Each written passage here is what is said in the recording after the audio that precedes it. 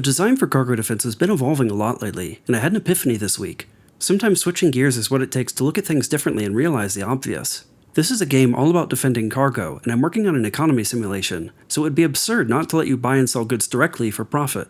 I actually thought about this before, but decided against it because it's been done so many times, by so many different games. But now I realize it's just too good of a fit not to do it, and here's why.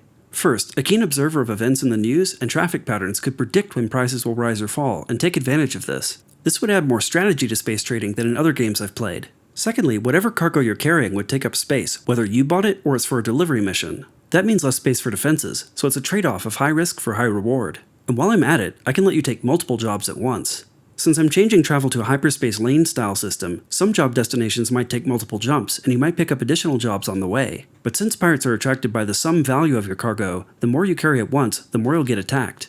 But finally, my biggest reason. This can also give more meaning to procedurally generated jobs. Whether it's transporting a spy, safely delivering research materials, stealing, or assassination, you'll impact the success or failure of businesses and potentially crash markets or cut off supply. And if you know the news before it happens and make the right transactions, that'll be the quickest way to get rich in the game. However, I plan on making both trading and criminal missions entirely optional.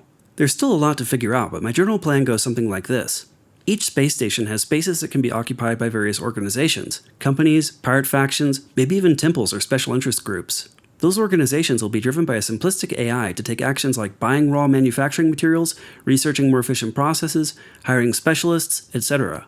For businesses, these will all affect their outputs, which are then sold either to stations' markets or to other organizations. For each industry or type of organization, I plan on scripting a bit of unique logic on how they function and what actions they can take.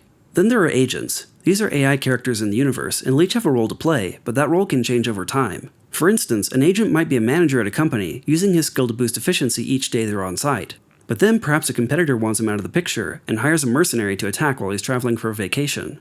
If he survives, he's got a chance of quitting his job to pursue a personal vendetta against the attackers. Scope creep is a big risk here, so I'm going to try to distill these ideas down into the simplest form I can while keeping the best parts. But my main goal is for these agents' actions and motives to lead to jobs for the player and a dynamic economy. I want all the traffic you see to be ships with a purpose, whether it's business-to-business shipments, independent trading, passenger transport, or something nefarious. And I want to use these agents' backstories to help flesh out procedural content. However, I've still got a lot to figure out here, and all this is subject to change. As you can see, I've also made some progress on Hyperspace Gate travel system, but it still needs a lot of work. I got a lot less done this week than I was hoping, partly because I had another artist leave the project, and I've been bringing new artists up to speed. The good news is, I think I've already found another 3D artist, and I've also recently added a concept artist to the team. Willie's designed some awesome ships and space stations already, and I'm looking forward to seeing them in 3D. Hopefully I'll be able to share some progress there after my vacation. Meanwhile, it always helps if you hit the like button, spread the word, and subscribe if you haven't already. And as always, thanks for watching.